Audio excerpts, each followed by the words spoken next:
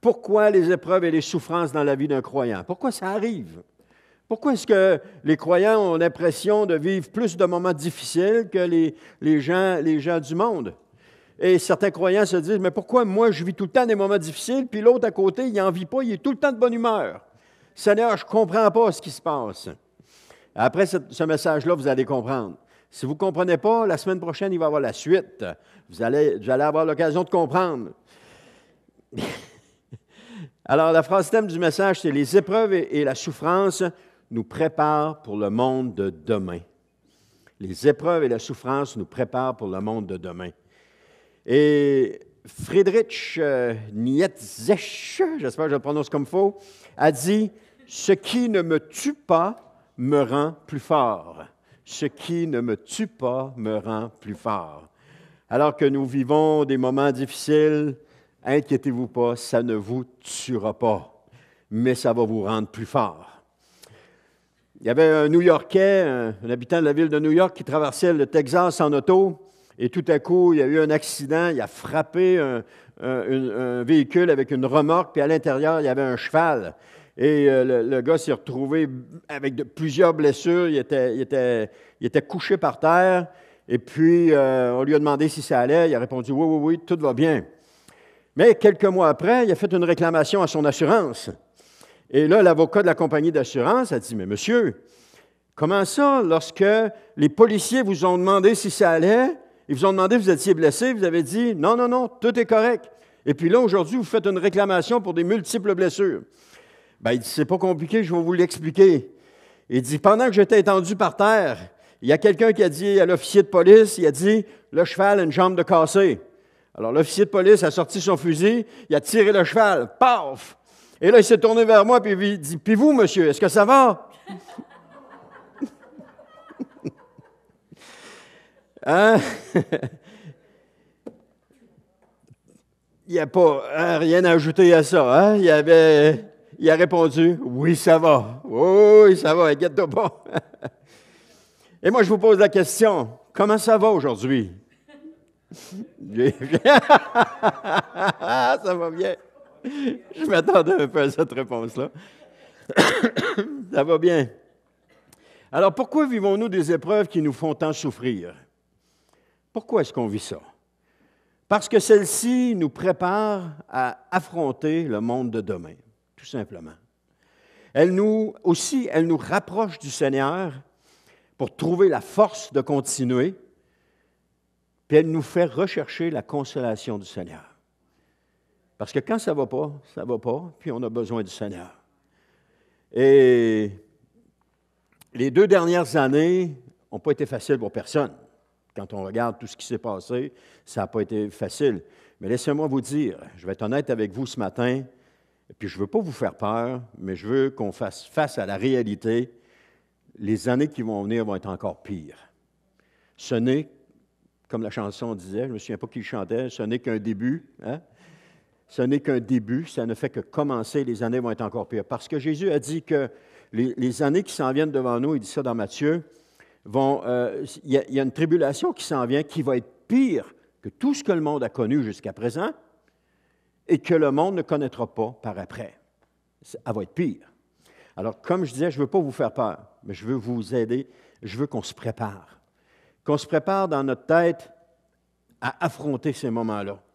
Parce que si on ne se prépare pas à affronter ces moments-là et que tout à coup on est surpris, comme, je vous donne un exemple, vous avez un marathon aux Olympiques de 40 km, et puis là, tout le monde s'inscrit pour aller là, et là, les gens se préparent, ils vont s'entraîner, mais il y en a un, lui, il est assis dans son salon, il continue à boire de la liqueur, à manger des chips, à regarder la télévision, puis il s'inscrit pour y aller, puis il dit, il n'y a pas de problème, quand je vais arriver, je vais la faire la course, je l'ai déjà faite.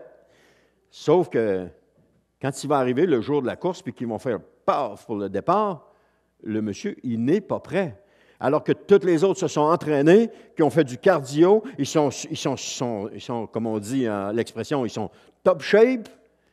Eux autres, ils sont prêts. Quand ça part, ça part. Lui, il part aussi vite qu'eux autres. Il n'y a pas de problème. Sauf que sur le long terme, il va s'essouffler, puis il va finir la course, comme mon frère courait des marathons, puis il était allé à Barcelone courir un marathon, puis il l'a fini en marchant parce qu'il n'était plus capable.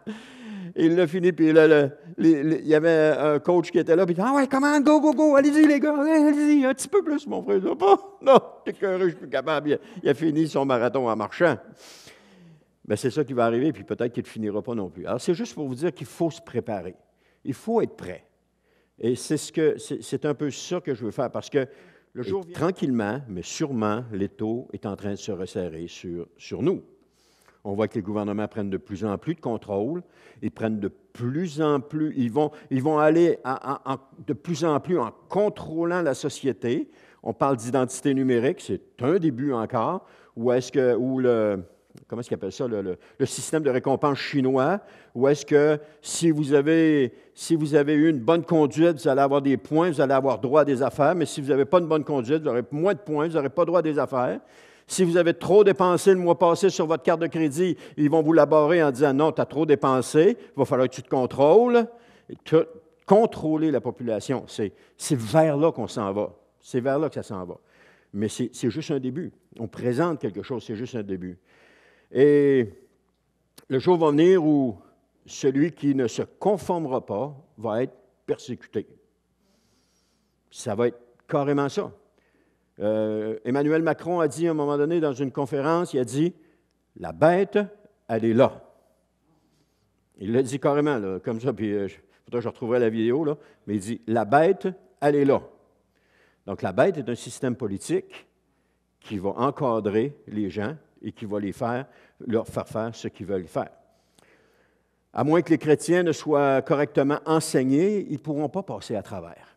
Si on n'est pas enseigné, si on n'est pas prêt, si on n'est pas au courant de cela, on ne passera pas au travers. Et on a besoin de se préparer. Puis quand je regarde l'état de l'Église aujourd'hui, je n'ai pas de difficulté à voir cela, que plusieurs ne sont pas prêts. Je ne vise pas personne ce matin, là, je vais juste émettre une observation générale.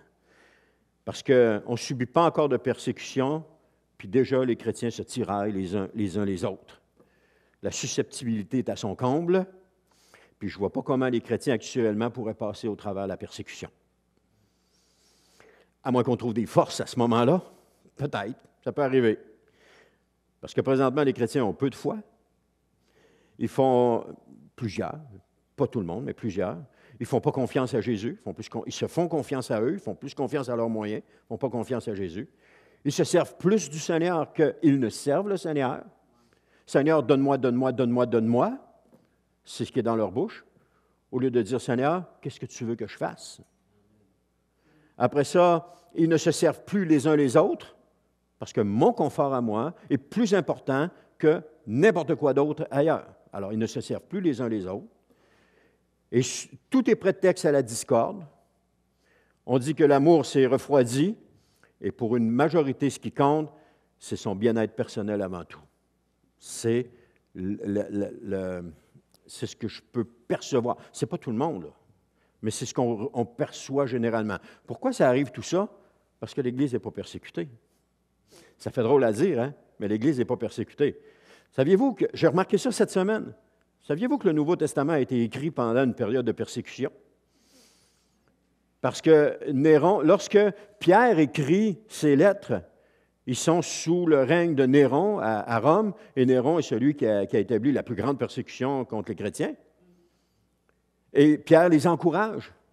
Ça s'est écrit vers les années 50, de 50 à 80 à peu près, et Néron a été là, peut-être que je l'ai ici, sinon je l'ai dans un autre, mais Néron a été là à quelque part dans cette période-là. Donc, une grande partie du Nouveau Testament a été écrite pendant qu'il y avait des persécutions. Et ça n'a pas arrêté les chrétiens. Et au contraire, les chrétiens sont partis de Rome pour aller évangéliser la Samarie puis jusqu'aux extrémités de la terre. À cause de quoi? À cause de la persécution à Jérusalem. Sans cette persécution-là, ils seraient restés dans leur confort, ils seraient restés bien, puis ils ne seraient pas partis. Mais avec cette persécution-là, ils ont fui Jérusalem et puis ils sont partis évangéliser la Samarie. Et puis, la Samarie avait déjà commencé, mais ils sont allés évangéliser les extrémités de la terre. À l'époque, c'était le royaume des Romains qui était là. Alors, sachez que je ne suis pas défaitiste ce matin. Je ne suis pas défaitiste de dire « Oh, tout est fini, il n'y a plus de chance, on n'y arrivera pas. » Non. Au contraire, je remercie le Seigneur pour chacune des épreuves que je peux vivre. Cette semaine, en préparant ce message-là, ça a été un baume pour moi, de réaliser les choses, de réaliser comment le Seigneur est bon à travers tout ce qu'il fait pour nous préparer.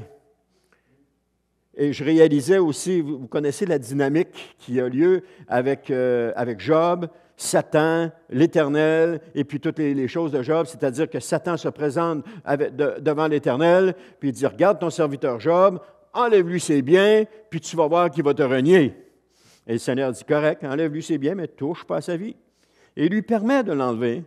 Et là, on voit que le diable se fait là-dessus. Job, il perd ses troupeaux, il perd toutes ses possessions, là, même ses enfants.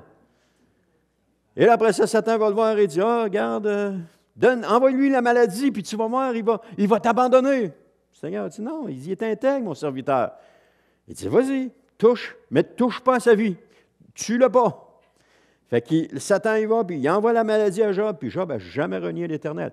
Et c'est un peu ce principe-là qui nous arrive aussi. Satan se présente devant Dieu, puis il dit « Tu vois ton serviteur un tel? Envoie-y telle affaire, puis tu vas voir qu'il va te renier. » Qu'est-ce que Dieu dit? Vas-y. Parce qu'il sait qu'on ne le reniera pas. Il sait qu'on va rester accroché à lui. Et je réalisais ça cette semaine. Toutes les choses que j'ai pu avoir dans le passé, je me disais, barouette, j'aurais dû voir ça avant. Je ne l'avais pas vu avant. C'est là que je l'ai vu. C'est cette semaine que je l'ai vu. Et là, j'ai commencé à louer le Seigneur. Parce que... Et là, je me regardais dans le miroir et je disais, « Oh, Seigneur, que tu es bon. Oh, tu es bon, Seigneur. Alléluia, je suis tellement content. » Envoie-en d'autres. Je réalisais que c'était pour mon bien, tout ça. Les 3 dernières semaines, ils n'ont pas été jojo, je peux vous le dire. Mais là, je réalisais que c'était pour mon bien, puis je rends gloire à Dieu pour ça. Je rends gloire à Dieu pour ça. Ce qui ne me tue pas me rend plus fort. Ça va me rendre plus fort. Et croyez-moi, ce n'est pas les occasions qui manquent. Puis comme dirigeant, dans l'Église, on est la cible. On est la cible de tous les croyants. Toutes les occasions sont une opportunité pour mener la vie difficile au pasteur. Je ne suis pas en train de me plaindre. Je suis en train de juste vous dire, c'est de ça que ça a l'air. Je ne me plains pas, je rends gloire à Dieu pour ça, parce que si je n'étais pas ici, vous savez, les 12 dernières années que j'ai été ici ont été plus intenses que les 30 premières années de ma vie chrétienne. Et les 12 dernières années, j'ai plus grandi que les 30 premières années de ma vie chrétienne. C'est pour vous dire. Alors, je ne suis pas en train de me plaindre, je suis en train de louer le Seigneur pour ce qui arrive, parce que c'est ça qui nous fait grandir. C'est lorsqu'on passe à travers des difficultés, c'est ça qui nous fait grandir. Lorsqu'on passe à travers des moments difficiles, puis qu'on sait que le Seigneur a permis cela, parce qu'il a confiance en nous, puis qu'il sait qu'on ne le reniera pas, on peut juste lever les mains là, puis je te remercie, Seigneur. Quand je me souviens, quand on était plus jeunes chrétiens, puis qu'il y avait un enseignement, puis que le pasteur disait « Remerciez le Seigneur pour tout ce qui vous arrive. » Je pense que j'ai envie de le remercier pour ce qui m'arrive. Non, pas de bon sens, blablabla. J'étais incapable de le faire. Mais aujourd'hui, je suis capable de le faire. Puis je rends gloire à Dieu pour ça. On ne sait pas ce que demain nous réserve. Mais si vous pensez que j'exagère, allez dans les souliers d'un pasteur pendant juste un mois. Trouvez-vous un pasteur, dites-lui, « Pasteur, je veux mettre tes souliers pendant un mois. » Et après ça, on va pouvoir en parler. Trahison, mauvais commentaires, abandon, rébellion, colère, crise d'adolescence répétée, menaces, pression sociale, hypocrisie, mensonge, etc. C'est à peu près ça qu'on vit. C'est à peu près ça. Puis Carmen, elle sait que c'est à peu près ça qu'on vit. Pour avoir été pasteur, c'est à peu près ça qu'on vit. Et ça, c'est régulier, c'est récurrent. C'est régulier, c'est récurrent. La majorité des chrétiens ne pourraient pas passer au travers de telles épreuves s'ils n'avaient pas été préparés. Quand je pensais à ça, je me disais, Seigneur, je te remercie que tu m'as préparé à ça. Parce que quand j'avais 20, au début de la vingtaine, je disais, Seigneur, je veux être pasteur, je veux être pasteur, je veux être pasteur. Seigneur, c'est ça que je veux, c'est ça. Je sais que tu m'appelles à ça. Quand est-ce que tu m'ouvres une porte? Puis le Seigneur n'a jamais ouvert de porte. Ça a été quand j'ai eu 50 ans qu'il a ouvert une porte, 30 ans plus tard. Et aujourd'hui, je le remercie parce que je ne serais plus dans le ministère. Pourquoi? Parce que je n'avais pas ce qu'il fallait pour passer au travers. C'est les 30 premières années qui m'ont façonné, qui m'ont travaillé et qui a permis qu'à travers toutes les choses que j'ai vécues, je puisse passer à travers cela. Alors, qu'est-ce que les chrétiens vont faire demain lorsque la persécution va s'abattre sur eux? Lorsque je constate la faiblesse avec laquelle ils abordent les difficultés, je me demande bien qu'est-ce que ça va être demain. Mais ce n'est pas tout le monde, là, hein? Plusieurs se croient en sécurité aujourd'hui, mais demain, ce sera une toute autre situation. Quand ton gagne-pain va être menacé, quand ta vie va être menacée, parce que c'est ça qui va arriver, comment est-ce qu'on va réagir? Parce que ça n'a rien à voir avec ce que nous vivons en ce moment. Mais y a-t-il un but aux épreuves et aux souffrances dans la vie d'un croyant? Autre celui de s'écraser, de ne plus vouloir avancer, ou encore de vouloir s'y soustraire coûte que coûte. C'est sûr qu'on n'aime pas ça. On n'aime pas ça, vivre ces affaires-là. Puis on a juste envie de sortir de là, c'est sûr. Mais certainement qu'il y a un but. Il y a réellement un but. Et c'est ce qu'on va voir ensemble, parce que le but de ce message, c'est de vous rendre plus fort. Amen.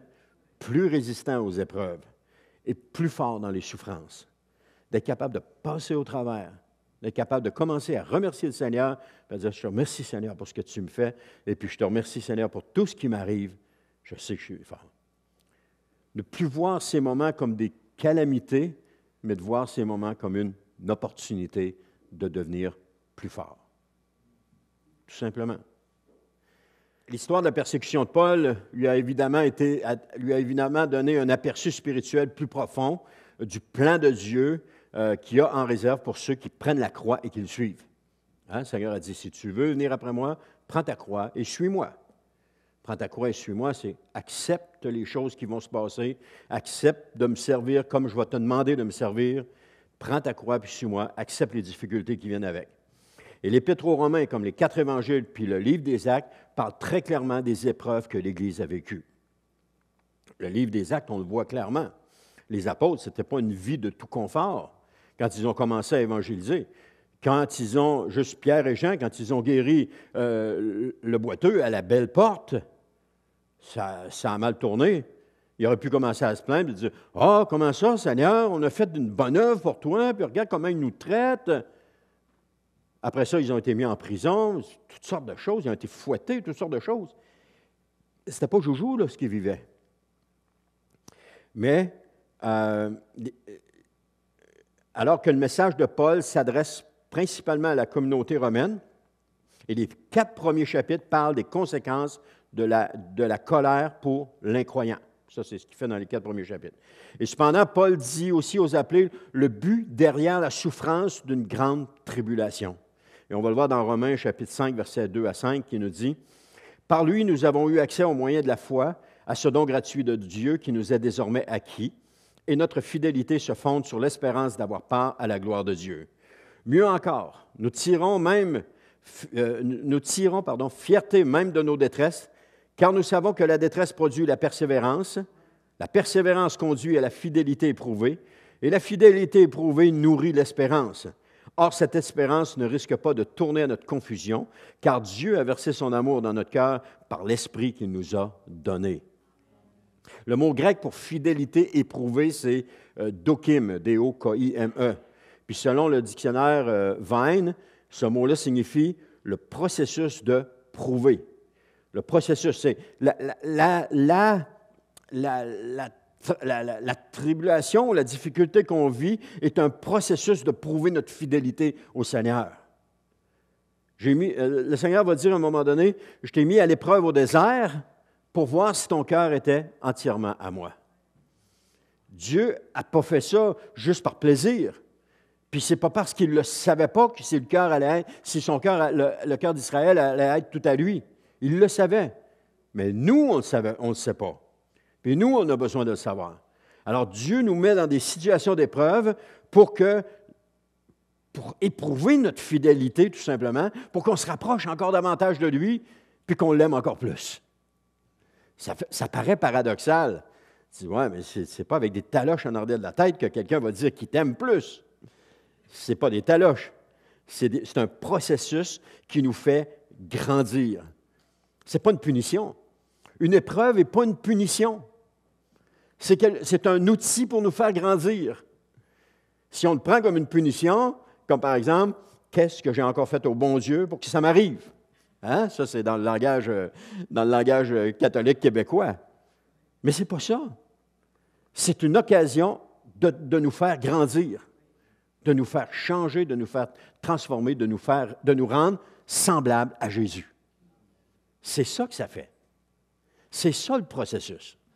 Et plus qu'on va passer à travers ces moments-là, c'est comme le métal qui passe au feu, plus qu'on va passer au travers, plus qu'on va se purifier. L'or, il parle de l'or au creuset. Mais plus tu chauffes l'or, plus tu sors ses impuretés, plus elle devient pure. Et plus tu recommences le processus, tu vas purifier encore au maximum. Mais pour ça, il a besoin que ça chauffe.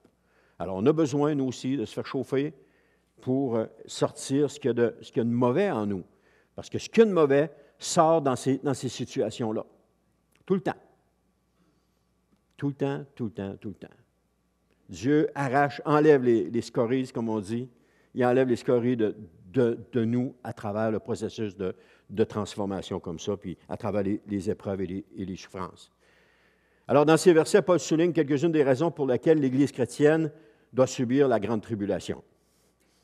Dans Romains 6, Paul rappelle une fois de plus que l'Église chrétienne, que la souffrance doit être associée à son union au Christ. La souffrance doit être associée à son union. Alors, puisque par sa mort, notre résurrection est garantie. Et c'est ça notre espérance. On en a parlé un petit peu tantôt au début de l'espérance. Notre espérance, elle est garantie. Notre résurrection, elle est garantie à cause de la mort de Christ. Christ est notre modèle. Il a souffert, il a été crucifié, il est mort, il a été mis au tombeau. Ça ressemble à notre processus de vie, là. Et ensuite de ça, il est ressuscité. C'est ce qui va nous arriver. Après être ressuscité, il est monté aux cieux, puis il s'est assis à la droite de Dieu le Père. Après qu'on va avoir ressuscité, notre corps est changé en un corps glorieux, et on va passer l'éternité avec le Seigneur Jésus. Pas dans le ciel, mais sur la terre, ou sur cette nouvelle terre, sous les nouveaux cieux que le Seigneur va avoir créés.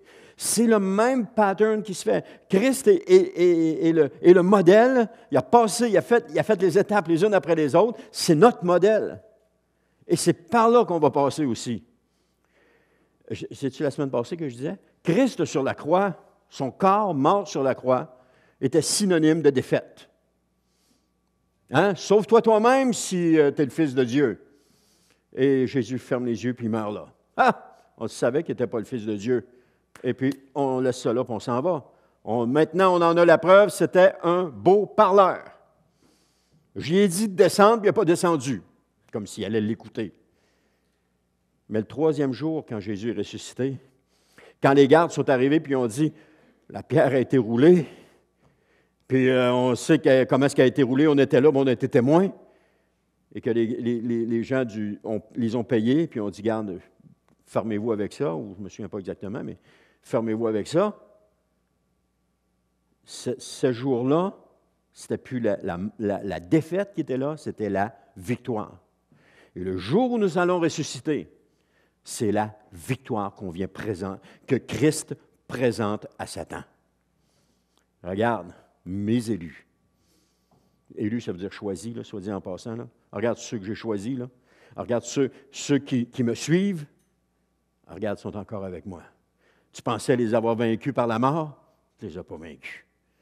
La mort donne une impression de victoire pour Satan, mais pour Dieu, pour le chrétien, c'est une victoire.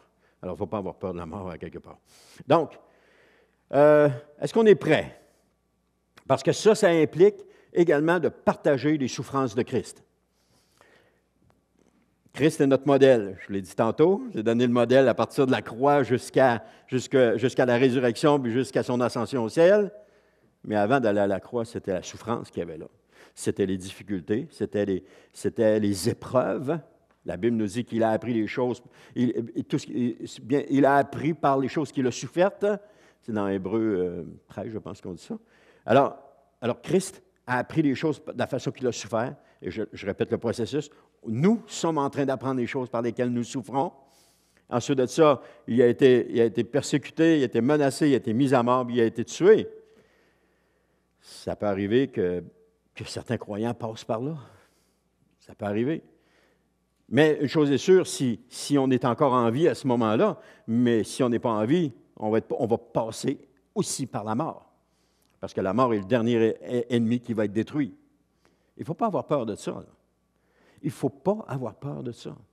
Ça peut sembler effrayant, ça peut sembler faire peur.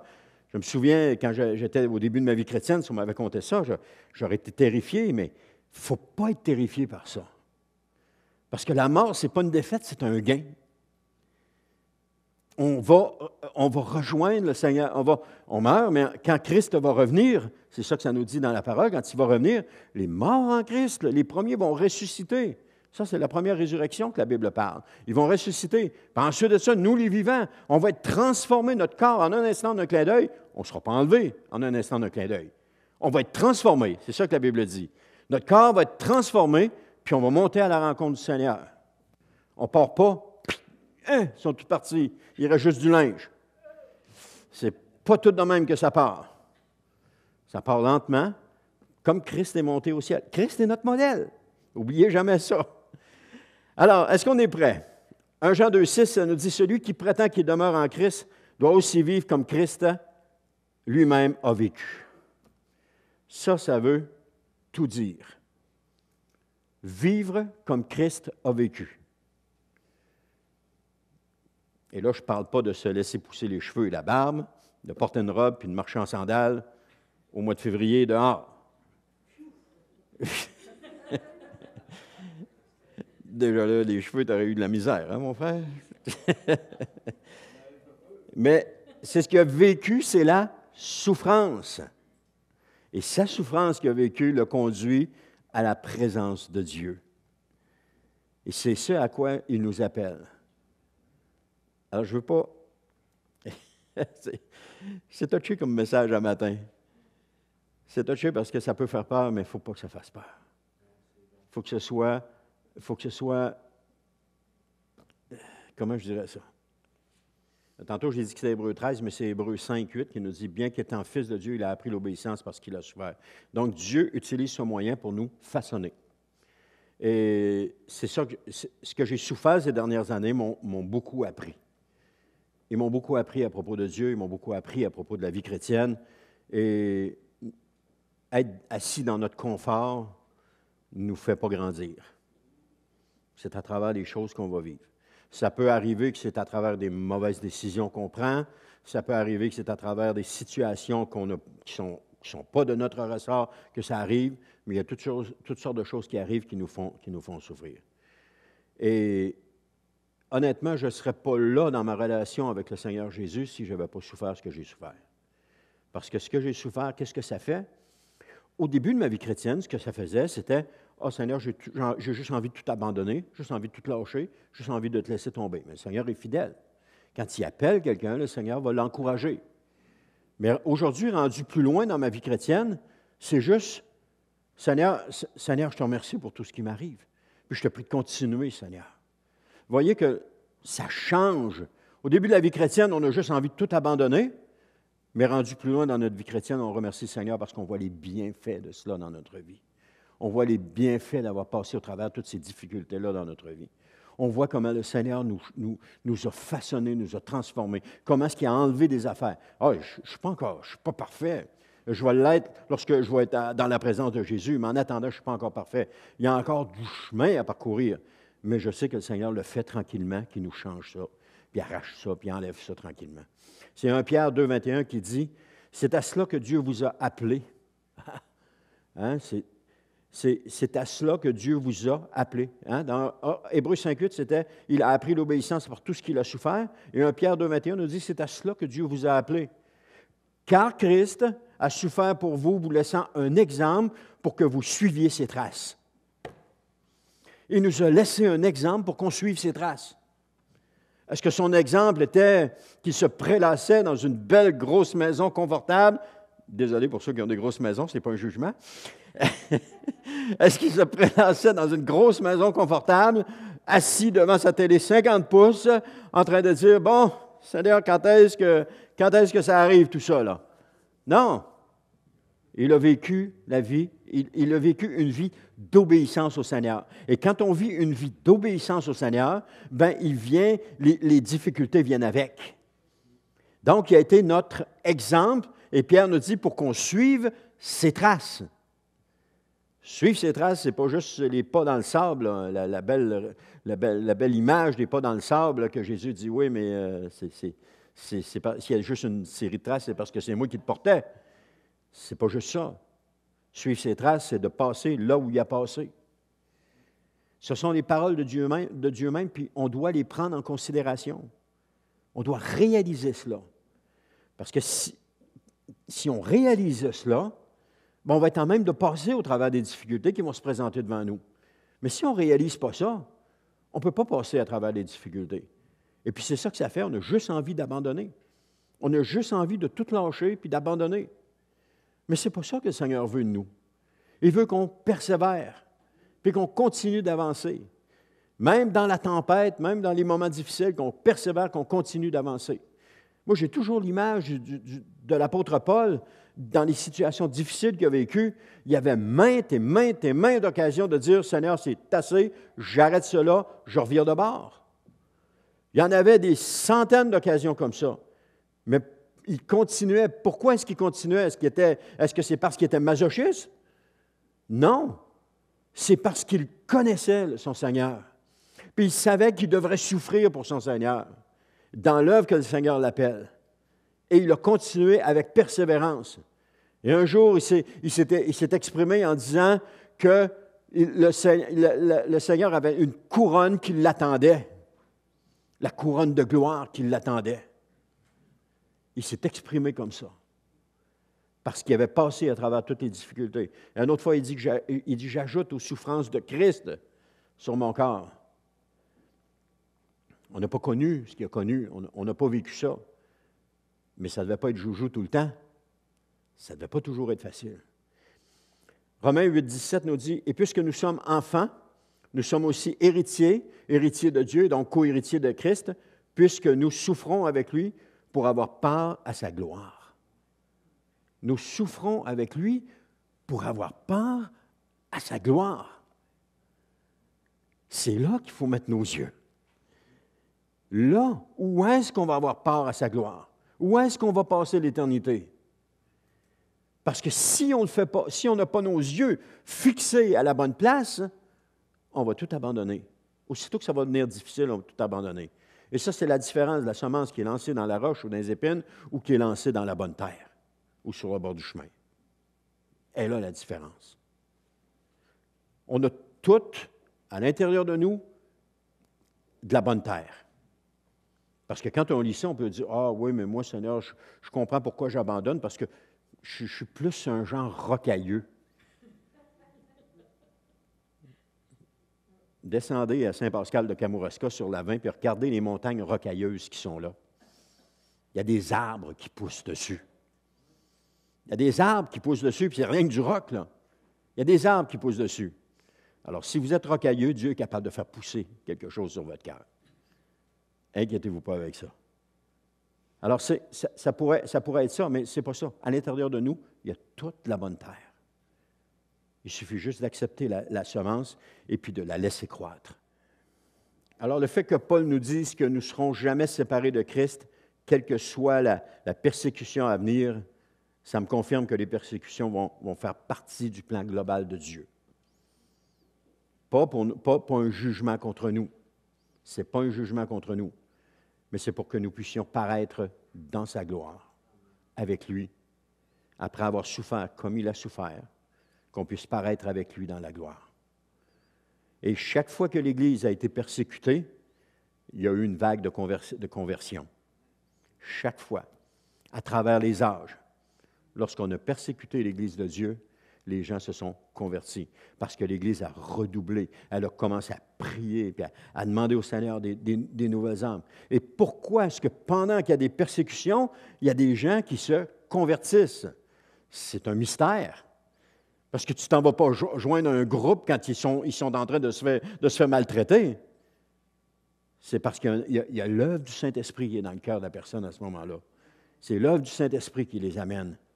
Et là, ils se rendent compte que s'ils sont persécutés, c'est à cause de Jésus qu'ils sont persécutés. Et là, le Saint-Esprit parle fort sur le cœur.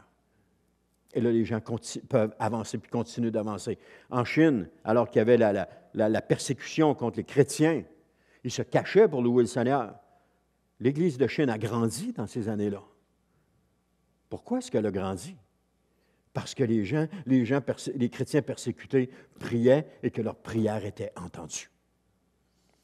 Avec la Russie communiste ou tous les pays communistes de l'Est à l'époque, l'Église grandissait aussi. Parce qu'ils étaient persécutés, puis qu'ils priaient, et quand l'Église est persécutée puis qu'elle prie, Dieu répond aux prières. Il répond aux prières, parce que ce n'est pas des prières d'enfants gâtés. C'est « Seigneur, fais quelque chose, on a besoin de ton aide. » Mais c'est comme si le focus change. On change notre façon de voir les choses. On ne les voit plus pareil. Et pourtant, parce que là aussi, la persécution réveille les croyants et puis elle ranime l'Église. Il y a un but maintenant de se rassembler. Il y a un but d'être ensemble. Il y a un but de louer le Seigneur. Il y a un but d'entendre la parole de Dieu. Il y a tout ce but-là qui est là. Il y a quelque chose qui réveille les croyants quand ça arrive. Et l'Église, comme j'ai dit tantôt, l'Église primitive s'est répandue à cause de la persécution à Jérusalem. Puis les persécutions, ça fait partie du plan global de Dieu. Il faut s'attendre à ça. Alors, je ne veux pas vous faire peur un matin, mais je veux juste que vous preniez conscience de cela. Pourquoi est-ce qu'on doit souffrir les épreuves pourquoi est-ce qu'on doit vivre des épreuves et des souffrances? C'est pour nous rapprocher davantage de Dieu. Tout simplement. Et plus qu'on en vit, plus qu'on se rapproche de Dieu. Plus qu'on cherche la consolation auprès de Dieu. Plus qu'on se fait attaquer, plus on va vers le Seigneur. Plus qu'on cherche. Elles ont aussi pour effet de nous purifier. De faire en sorte qu'on garde notre vie pure devant le Seigneur. Parce que les persécutions vont séparer l'ivraie du bon blé. Les disciples du Seigneur vont toujours être plus forts lorsqu'il y a des persécutions, tandis que ceux qui prétendent être des disciples du Seigneur vont l'abandonner, parce qu'ils ne pourront pas résister dans ces moments-là. Mais les vrais disciples du Seigneur vont toujours être plus forts. Ils vont se coller encore davantage au Seigneur, parce qu'ils savent une chose, ils savent que Jésus est leur modèle et qu'ils doivent souffrir comme Jésus a souffert. À partir du moment où tu sais ça, alléluia, gloire à Dieu. Seigneur, je suis prêt à tout endurer pour toi. Parce que c'est ça qu'on est appelé. Il y a des vagues qui viennent dans l'Église. Hein? Il y a des vagues qui arrivent, puis il y a des gens qui sont... À un moment donné, il y a une vague qui vient, puis c'est le genre de vague humaniste où tout est centré sur la personne. Tu es capable de faire ci, tu es capable de faire ça, accepte pas ceci, accepte pas cela. Oui, mais qu'est-ce que Dieu dit dans tout ça? Qu'est-ce que Dieu est en train de te dire dans tout ça? Qu'est-ce que Dieu est en train de te montrer dans tout ça? C'est ça qui est important. Romains 8, 35 à 39 nous dit, « Qu'est-ce qui pourra nous arracher à l'amour de Christ? La détresse ou l'angoisse? La persécution, la faim, la misère, le danger ou l'épée? L'amour est plus fort que tout. Car il nous arrive ce que dit l'Écriture, à cause de toi, nous sommes exposés à la mort à longueur de jour, on nous considère comme des moutons destinés à l'abattoir, mais dans tout cela, nous sommes bien plus que vainqueurs par celui qui nous a aimés. Oui, j'en ai l'absolue certitude, ni la mort, ni la vie, ni les anges, ni les dominations, ni le présent, ni l'avenir, ni les puissances, ni ce qui est en haut, ni ce qui est en bas, ni aucune autre créature, rien, puis je pourrais rajouter rien et non rien, et rien pantoute ne pourra nous arracher à l'amour de Dieu que Dieu nous a témoigné en Jésus-Christ notre Seigneur. Est-ce que c'est les difficultés qui vont m'arracher à l'amour de Dieu? Non, c'est celles-là qui me rapprochent le plus de Dieu, qui me font l'aimer encore davantage, qui me font vouloir me coller après, parce que je sais qu'il y a une récompense qui m'attend. Je ne le fais pas pour la récompense. Ce n'est pas une carotte qui nous tend, là, un bâton avec une carotte qui nous tend. Mais si j'aime le Seigneur, qu'importe le chemin par où je vais passer, je vais rester accroché à lui. C'est un peu ça le principe. Qu'importe le chemin que je vais passer, qu'importe les difficultés que je vais rencontrer, qu'importe les épreuves ou la souffrance que je vais vivre, si j'aime le Seigneur, je vais rester collé à lui. Je vais rester attaché à lui. Je ne le lâcherai pas parce que je l'aime. Et c'est ça qui est la force du croyant. C'est son amour pour le Seigneur Jésus. Et son amour pour le Seigneur Jésus le fait persévérer dans toutes les tempêtes de la vie. Dans toutes les situations qu'il va vivre, son amour pour le Seigneur Jésus le fait persévérer. Et si vous êtes encore ici aujourd'hui, c'est parce que vous aimez vraiment le Seigneur Jésus. Hein? Vous êtes rempli d'amour pour lui. Et là, Paul, il dit, nous sommes bien plus que vainqueurs par celui qui nous a aimés. Alors, qu'est-ce qui nous rend plus que vainqueurs? Ce n'est pas notre attitude positive, ce n'est pas notre force de caractère, ce n'est pas notre argent. Ce qui nous rend plus que vainqueurs, c'est notre amour pour le Seigneur au travers des persécutions. C'est ça qui nous rend plus que vainqueurs. Notre amour pour le Seigneur. Et cet amour pour le Seigneur se traduit par une allégeance à toute épreuve. Seigneur, je vais te suivre partout où tu vas vouloir. Je vais endurer tout ce que tu veux que j'endure. Je vais l'endurer.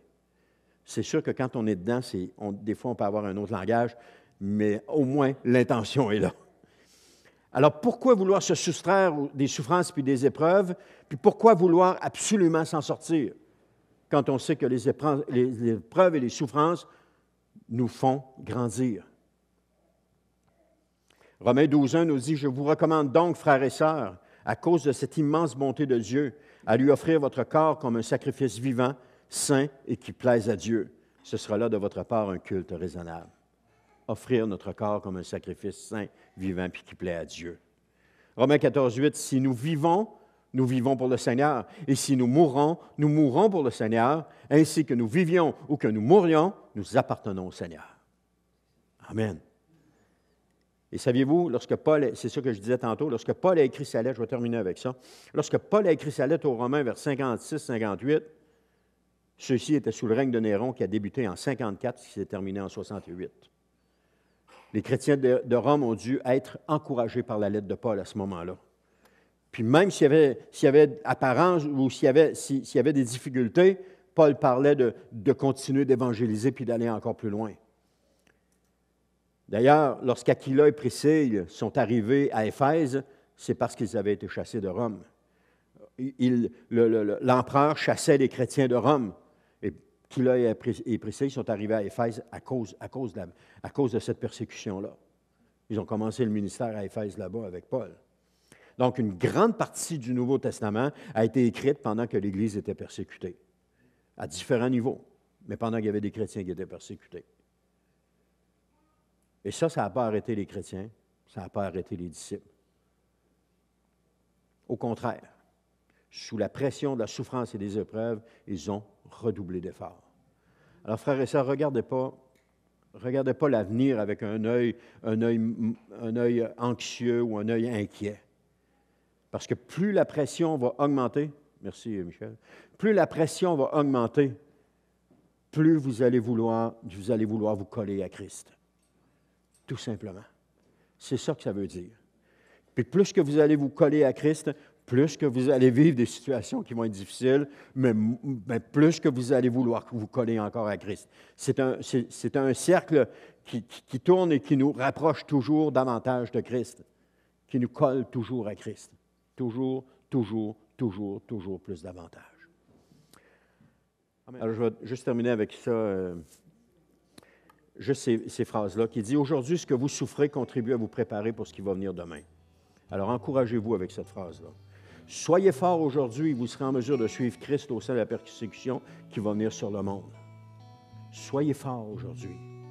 Reculez pas devant les choses que le Seigneur met devant vous. Abandonnez pas le Seigneur Alors que peut-être que le diable vous dit, oh, tu devrais tout lâcher, tu devrais tout faire ça. Abandonnez pas le Seigneur parce qu'il est votre sauve-conduit. Il est celui qui va vous donner la force de pouvoir passer au travers. Les choses que j'ai vécues ici, dans ces lieux, ont été difficiles. Mais tout le long, le Seigneur m'a encouragé. Constamment. Ah, souvent, j'avais envie d'abandonner. Seigneur, je ne sais pas ce que je fais ici. Je pense que j'ai envie de tout lâcher. Mais le Seigneur arrivait et il y avait une parole d'encouragement. Tout le long, dans chacune des situations, il y a eu une chose. Alors, je sais que quand on va vivre des moments difficiles, le Seigneur va avoir des moments d'encouragement, des paroles d'encouragement. Pour ça, il suffit juste de rester proche du Seigneur, puis de se coller encore plus à lui. Et quand on lit notre Bible, le Seigneur nous parle. J'ai commencé quelque chose sur mon téléphone. À toutes les fois que le Seigneur me donne une parole, à peu près une par semaine, je la mets comme ça sur mon écran d'accueil.